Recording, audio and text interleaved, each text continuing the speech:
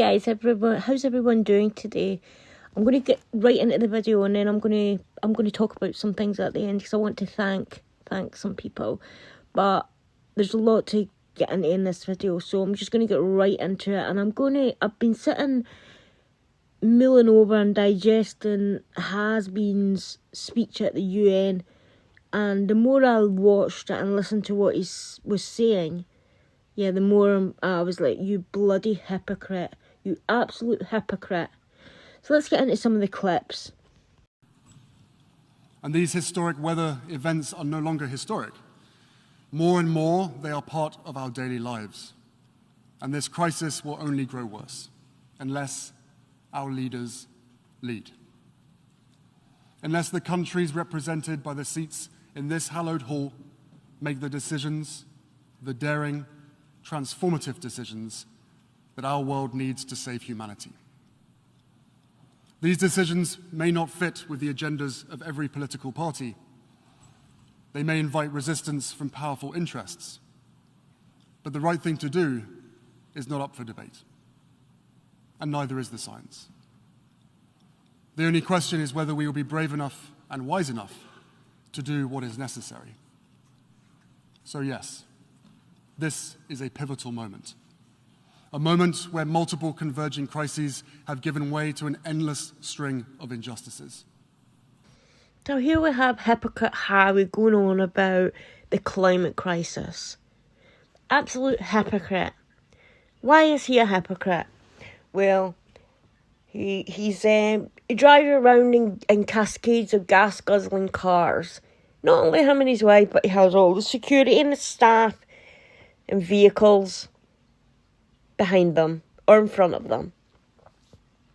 They travel the world in Gulfstream jets. One of the most toxic forms of transport there is. He lives in a mansion with 16 bathrooms, really saving water, isn't he? Here's how you can tell that these people don't give a flying fig about the climate. You've got Biden over in America calling a code red on the climate issue. You've had Barack Obama calling out the climate issue. We hear it from them all. It's like a record that they play. They've got so many records in their bag, and they'll throw one out, and whenever a crisis occurs, because the politicians' favourite words is never let a good crisis go to waste. In fact, I think it was like the Democrats that said that, but that's here nor there. So this is how you can tell that these scumbags don't give a crap about the environment. If they truly believed that the world was in such danger, because I've been hearing since I was a young child that there was a massive hole in the ozone layer, and by 2012 Australia would be inhabitable because it would be on fire. Australia's still there. If they truly believed, and Biden a few years ago stated that all the coastal cities in America would be underwater by, I think it was either 2016, I'm not sure, it was 2018, I can't remember, I don't remember quote from quote. But he did say that the coastal cities would be underwater. And the year has passed from when he said this was happening. Now, if they truly believed that coastal cities would be underwater, why did Barack Obama spend £25 million on a beachfront mansion? Why does Prince Harry and his Medusa wife, why did they buy a $60 million mansion right next to the ocean? Their home's literally a 20-minute walk. It's literally like half a mile from the ocean. Biden Biden also has a beachfront ocean. They all have the beachfront mansions. All of them. Why would they spend all this money on these kinds of property if, in order to access them in a few years, they'd have to get some scuba gear on and fucking dive down to see them? They wouldn't. Why do these people continuously... We have Biden's climate czar, I can't remember his name, I'll flash it up on the screen, griping on about the climate. In fact, when the war in Ukraine started, this guy says that it would steal the focus away from the climate issue. It doesn't matter, folk are dying. You know, we're stealing the focus away from our agenda. Unbelievable, these people.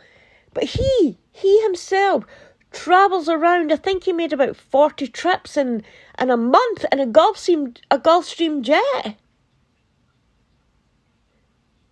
If they cared about the environment, Biden wouldn't be driving around in a Corvette. You don't see any of them driving about in electric vehicles, but they'll certainly tell us to get one, even though it's about $60,000 for one electric vehicle. And to make them, they have to drill, and certain elements of those cars have to be made in plants that are powered by coal. But yeah, we can't afford gas. We can't afford gas right now to put in our cars. But I'm sure we have $60,000 or pounds or whatever just sitting about in our banks. And it's all this build back better crap. And we hear them all spouting it. I've heard Biden saying it. I've heard Clinton saying it. I've heard Justin Trudeau saying it. I've heard Angela Merkel saying it. I've heard Macron saying it. Boris Johnson saying it. Prince Charles saying it. It's the slogan for the World Economic Forum, for their great fucking reset. And people will say, oh, this is a conspiracy theory. It's not a conspiracy theory. Just go onto the World Economic Forum's channel. They spell it all out for you on there, what their plans are. They have their big meetings every year in places like Davos. And it's all the wealthy elite of the leaders of corporations, politicians. They all attend this. So folk think this is a conspiracy theory. It's really not. I mean, another one of their slogans is you will own nothing, but you will be happy. Look at what, this is all so, and Prince Harry even said this in this UN speech about drilling for oil. This is why I believe gas prices have went sky high. And if they were so butthurt about what's happening to the environment, why don't they sanction places like China? China is the most toxic, polluted place in the entire world. China goes fishing and the seas that where our coral reefs, destroying them. I think it's something like 98% of the drinking water in China is toxic. They can't drink it. Do you know where they get it? They get it from America. They actually go in and steal the water from your lakes. And they drag it in this big container in a freighter kind of boat all the way back to China to be bottled up for them. So all the good water, they call it liquid gold, blue gold, is kept for the Chinese. But they've destroyed their own land even planting things like the rice over there. I would never eat anything that I know came from China. Because it's just filled with chemicals and it's not good. It's not good. So why aren't they sanctioning China?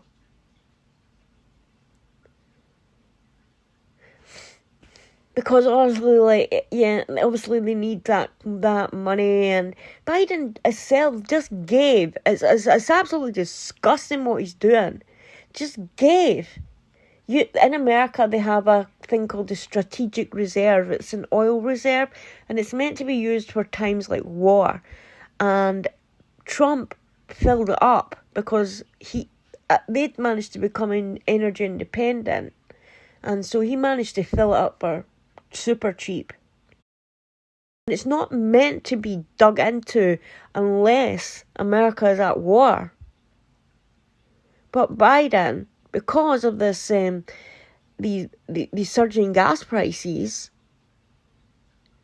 and it can't just blame Putin, because America was energy independent before Putin invaded Ukraine, and the gas prices were hiking up before Putin invaded Ukraine. Who was it that gave Putin the go-ahead for Nord Stream 2? Oh, wait now, that was Biden. So in America was energy independent. Gas there was dirt cheap. But because Biden shut down everything, shut down pipelines, and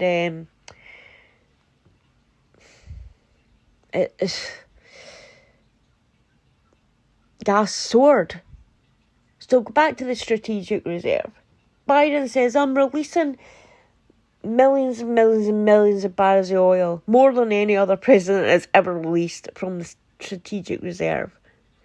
And do you know where he sent some? I think it was about a third of it. Do you know where it went? He sold it to China. So while people in America are struggling to pay for gas to get to work, struggling to pay for gas to even... While people in America are struggling to pay for gas and are going without meals, and it's a joke. Biden sold the strategic reserve oil to China. So let's get back to it. So as I was saying, this is how we know their climate agenda. Not that I'm saying there's we shouldn't look after our planet. We definitely should look after our planet. But these goons, they don't care about the planet. They don't. And all you have to do is look to where they live, look to what they're driving, and how they live their life. And I'll tell you if that person truly believes in climate issues. So let's get back to Harry. He also, again, criticised the American Constitution. In the face of the seemingly endless stream of disasters and devastation. I understand. This has been a painful year in a painful decade. We're living through a pandemic that continues to ravage communities in every corner of the globe. Climate change wreaking havoc on our planet, with the most vulnerable suffering most of all. The few weaponizing lies and disinformation at the expense of the many. And from the horrific war in Ukraine to the rolling back of constitutional rights here in the United States, we are witnessing a global assault on democracy and freedom. Weaponizing lies and disinformation at the expense of everyone else. No, Harry, you're meaning at the expense of you and your tyrant wife. We know that you're talking about yourself. Anyway, he also, as I said, he's mentioning again the American Constitution. I wish This guy is an idiot. He really is.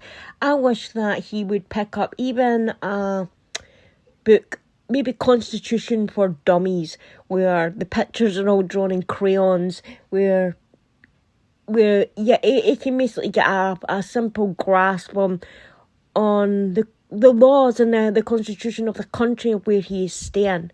But he's a guest. He's a guest in America. He doesn't want to be a full-time citizen, but he's happy to mock and criticise America's constitution. The reason the constitution was wrote was because Americans wanted away from a monarchy. They didn't want to be ruled by a foreign king. And so for a member of that family to be criticising the Constitution is disgraceful. So let me explain it for you. I'll try and make it simple, Harry, because we all know that you're not as a sharp tack. And why the Roe v. Wade decision was made. So the Constitution is made up of two kind of sections. There's enumerated rights, which are the written rights, and these encompass things like freedom of speech, freedom of religion, the right to bear arms. And then there is the unenumerated rights, also known as the unwritten rights.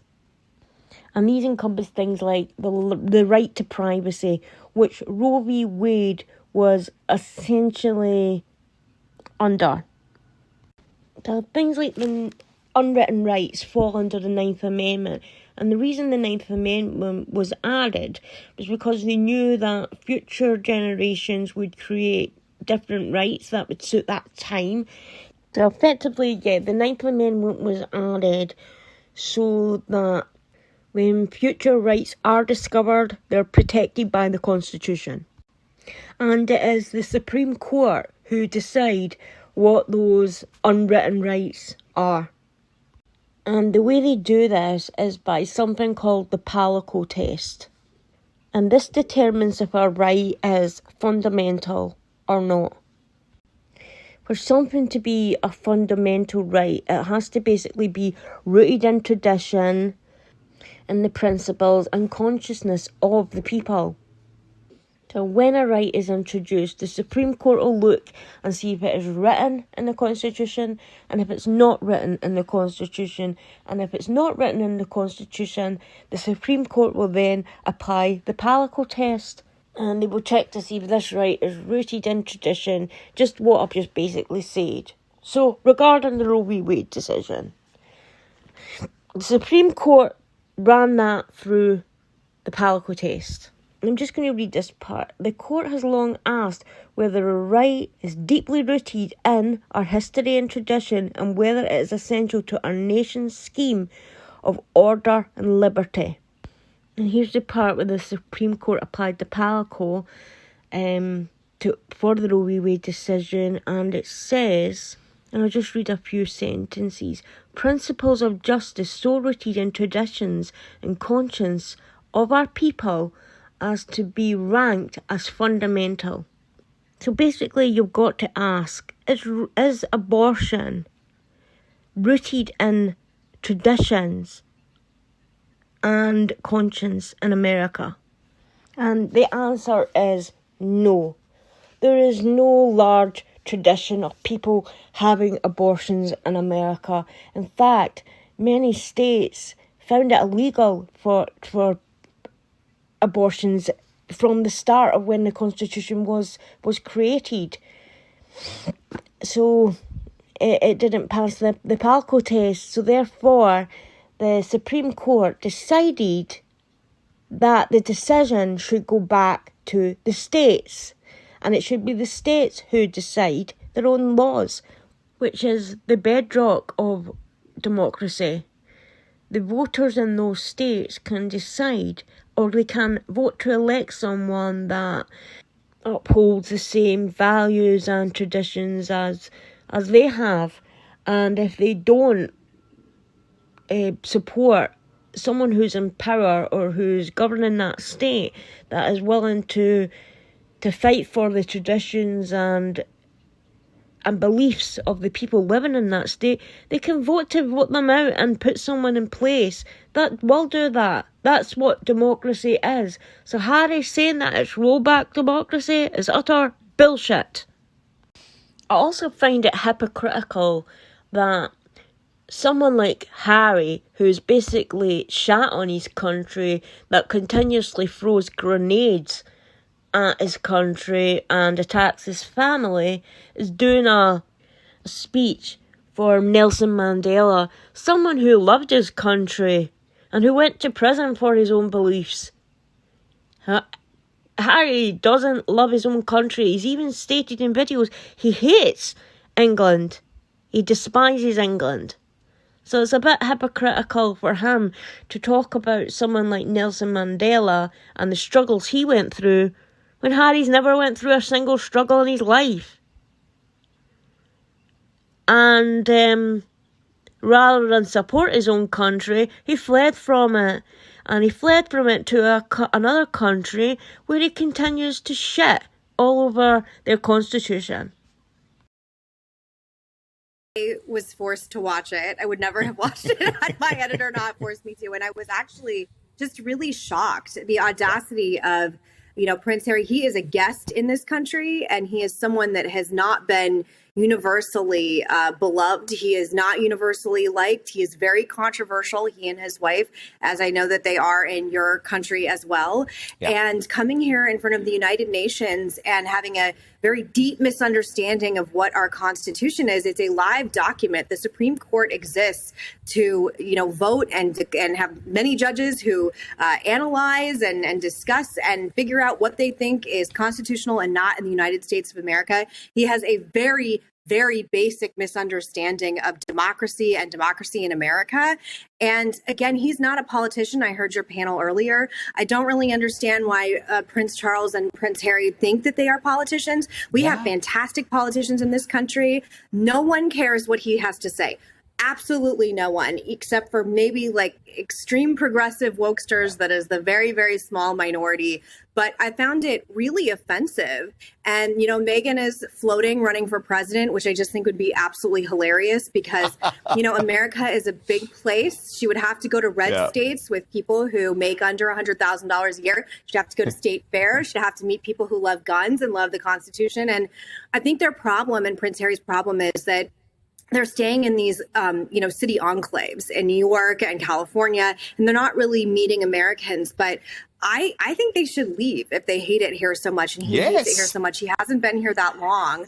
But why do you want to be here? If America is an assault on democracy, and as I said in my column, and the UK is just this racist hellscape, you should find a country that is more fitting to your needs. But this is not making fans of his. This is the second time he's trashed the Constitution publicly. He did it on a podcast last year. And again, I just don't really understand if you're a guest in a country seeking political asylum from your horrible home country, why you would come here and trash our freedoms that we all hold so dear here. And he doesn't understand democracy in America at all. No. So I'm going to leave this video here, guys.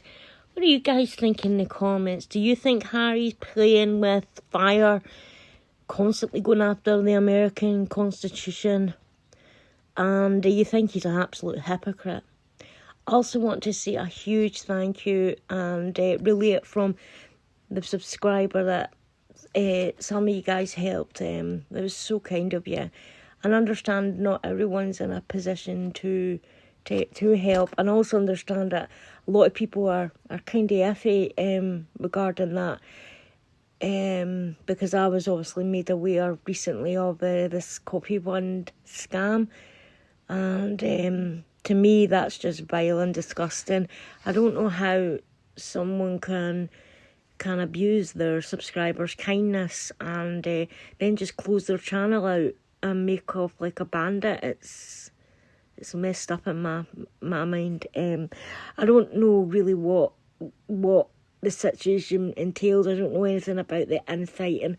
I don't know anything about it because I keep myself to myself, as you guys know. But this was basically a one-time thing. It was causing me, I was so stressed and I felt literally sick. Dealing with this situation. I don't know if I can do it again. We'll have to wait and see. I love helping you guys out. I really do. I just don't want anyone to think that I'm taking it. I just don't. I think I got myself into a little bit of a state, and I was taking a bit of a anxiety and panic attacks. Because like you guys mean the world to me, and you guys know that I've said no about coffee funds and tip jars. I don't want you guys doing anything like that. As I've stated in the past, we will have a cost of living crisis going on, and I would rather you guys made sure you were okay. The only reason I'd done this is because it was a subscriber, and they were they were in a very dire situation. And the comments that I've read and emails that I've got of, excuse me, I've got a really sore throat, of other people also in this predicament is absolutely heartbreaking, and I wish I could help everybody. It just pisses me off so much when we know that billions are being sent to places like for aid, places like Ukraine and Afghanistan and Nigeria, and people that are coming to our countries illegally are being given all sorts of help, accommodation, food and clothing allowances, and free dental and medical care, and bloody Starbucks cards, and smartphones. I mean, how is a smartphone a necessity? It's not. That's a luxury. And the fact that these people are being prioritised over the indigenous population of our countries is sickening. The people who have stayed here all their lives and contributed to society and paid taxes. It sickens me. It literally sickens me. I can't tell you how much it disgusts me. I really can't. But thank you, guys. Thank you so much. Not just for anyone who donated, but also the invaluable advice that he's left. He's directed me to services that I didn't know about. And there were also amazing subscribers in the comments section that I've seen a few from America, and I can't obviously, I don't know any resources or services in America that would help people. These American subscribers really stepped up. They were helping other subscribers that were from America and who were in a difficult situation, and offering them accommodation and just their kindness. And it just really, it really touched me. It really did. I'm so grateful to have you guys as subscribers. You're the best, the absolute best. And I never want you thinking that, I don't ever want you thinking that I ever want anything like that from you. I don't want coffee phone money. I don't want tip money. I don't want any of that.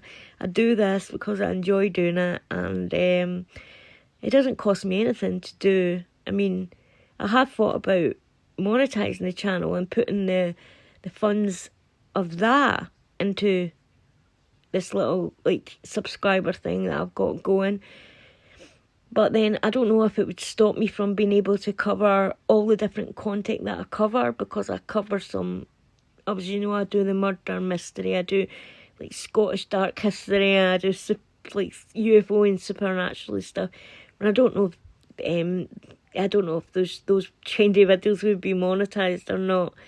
I'll have to look into it and see. And also, I don't want to have a video littered with ads that you guys have to sit and watch, when you're watching my videos. When I click on the channel, I want to watch the video all the way through without being bombarded with ads after ads.